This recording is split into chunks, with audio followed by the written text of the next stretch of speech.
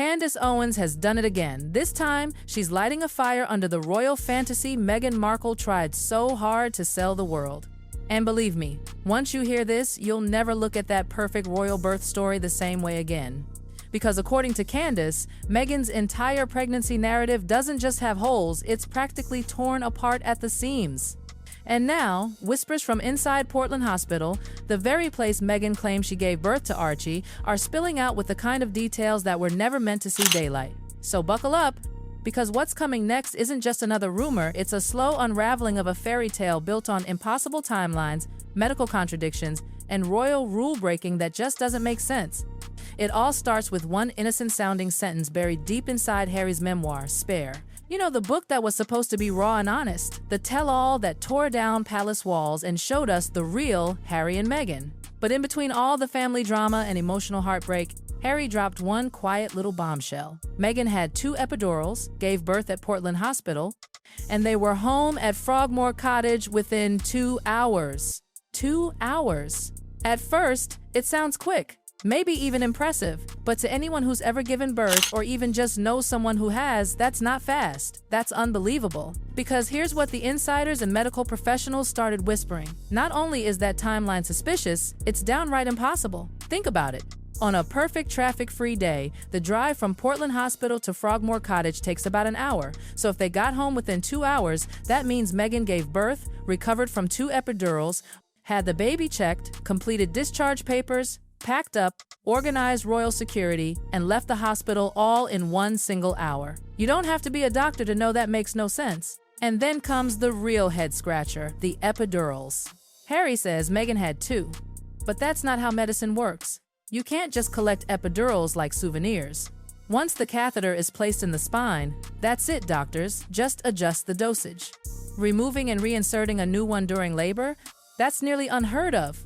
So when Harry mentioned 2, every anesthesiologist in the country must have raised an eyebrow, because that would mean Meghan went through 2 separate spinal procedures, each requiring setup, placement, testing, and monitoring, all while in labor. And if that wasn't strange enough, hospital insiders added another twist. They said that if Meghan really had 2 epidurals, doctors would have never discharged her after 2 hours. They'd keep her under close observation, especially at a private facility like Portland, where safety trumps speed every time. The insider even told Candace, there are no 2-hour discharges, no secret exits, and no woman with 2 epidurals just walks out of here like she's leaving a spa appointment. And that's when people started asking, where did Meghan really give birth? Because the version of Portland Hospital described by Harry doesn't even exist. Portland isn't some candlelit birthing retreat with spa tubs and dim lights. It's a high-end, heavily regulated private maternity facility. No emergency room, no hidden tunnels, no shortcuts. If something goes wrong, they transfer patients to another hospital immediately. Yet Harry's story painted a totally different picture. Peaceful, candles flickering, a birthing ball, soft lighting, a tub, and somehow, him inhaling all the laughing gas meant for Meghan. Excuse me? Laughing gas? In a private hospital room, just sitting there for him to accidentally inhale? Not a chance. Hospitals don't leave nitrous oxide lying around like balloons at a birthday party. They are locked, monitored, and handled by staff only. If a patient's partner really emptied the tank, that's not cute. That's a serious violation. So again, what were we really watching? A real royal birth? Or a carefully scripted story meant to sound relatable? Because once doctors and insiders looked deeper, they saw something disturbing. The details Harry shared didn't just sound exaggerated, they didn't match medical reality at all. And here's where it gets even more royal. Every birth in the monarchy follows strict protocol. It's not optional. The Queen must be informed the moment labor begins. Always. That's how it was for Princess Diana, Kate Middleton, even the Queen's own births. It's royal law. But when Meghan went into labor, something strange happened the Queen wasn't told. No official alert, no staff notifications, no record. If Archie was really born under royal protocol, this would have been a massive breach of centuries-old procedure. And for what? To hide what, exactly? Because a royal birth isn't just about a baby, it's about history, lineage, and legitimacy. Every minute is logged, witnessed, verified. Yet Meghan's birth story? It's foggy, inconsistent, almost improvised. And Meghan's own explanations didn't help. When people started asking why the press wasn't notified, she didn't have one answer. She had 3. First, she said she didn't want to block an emergency entrance, but Portland doesn't even have one. Then she said it was because of racism that the press didn't deserve a photo. And later, she said the press was notified, they just didn't show up. 3 versions. None matching reality, none aligning with royal procedure. And that's when investigators noticed a pattern. When one event has multiple explanations, it's usually because the truth hasn't been told yet. But wait, it gets worse. When doctors reviewed Meghan's age at the time, her late 32s, the story became medically impossible.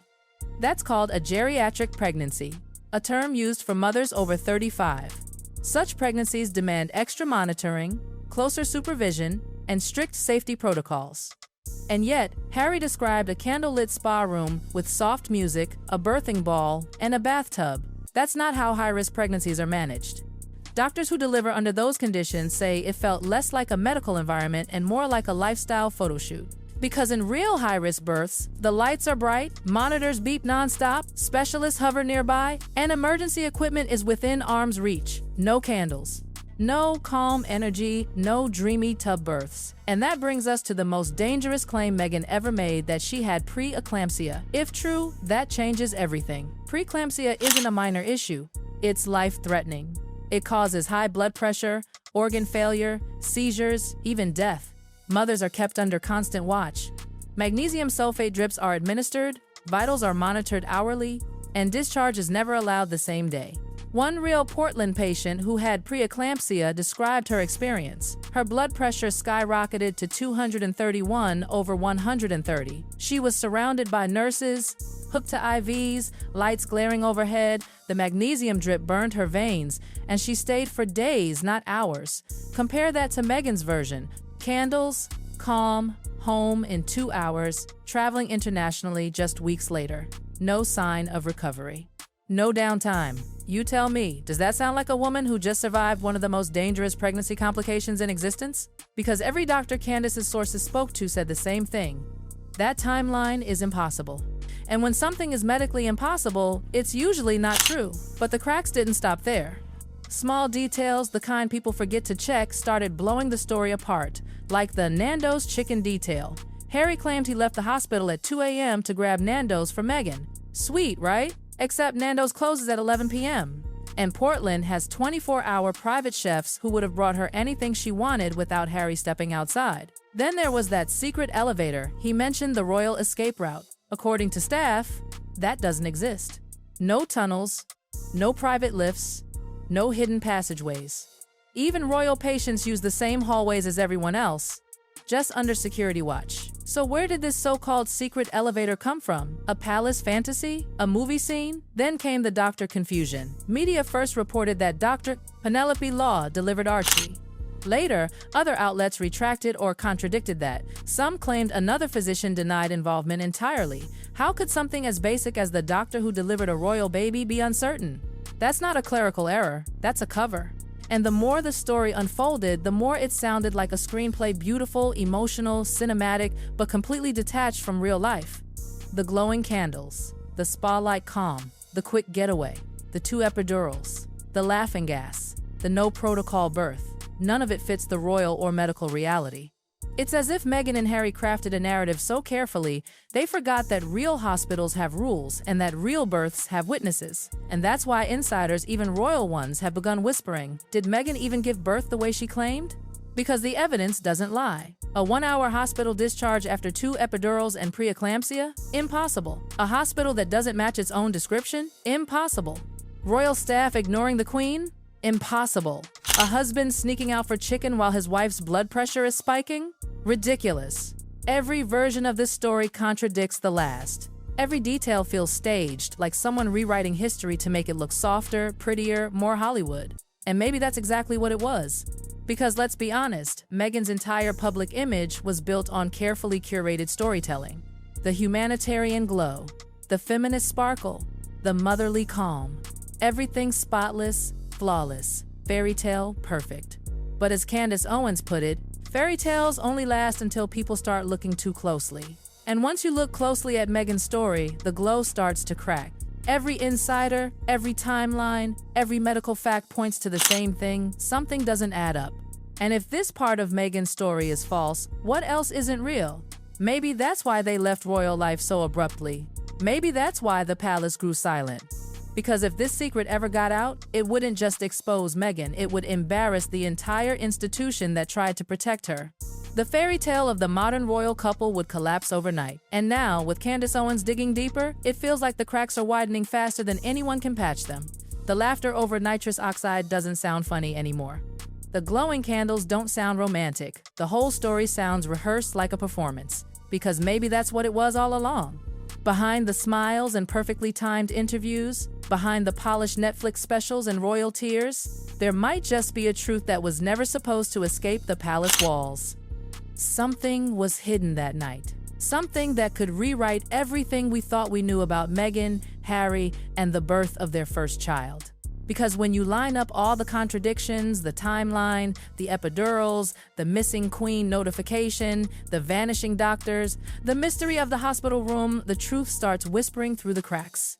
And once truth starts whispering, it never really stops. So as Candace Owens keeps speaking out and insiders keep leaking small pieces of a much bigger puzzle, one question refuses to go away. If Meghan's birth story was fabricated, what else has she been hiding from the world? Because one thing's certain, the fairy tale is fading fast. And this time, not even palace walls can keep the truth from stepping into the light. And maybe that's what scares them most, the light. Because once the shine of the fairy tale fades, people begin to notice the cracks. Every new photograph, every contradictory interview, every carefully managed appearance now feels like an echo of that night no one can verify. The questions are no longer whispered, they're being shouted across every gossip forum, every royal thread, every podcast that dares to ask, was any of this ever real? And deep down, even Meghan must know the truth can't stay buried forever. Because the world is watching, waiting, piecing the puzzle together. And this time, no amount of palace polish can hide the storm coming next.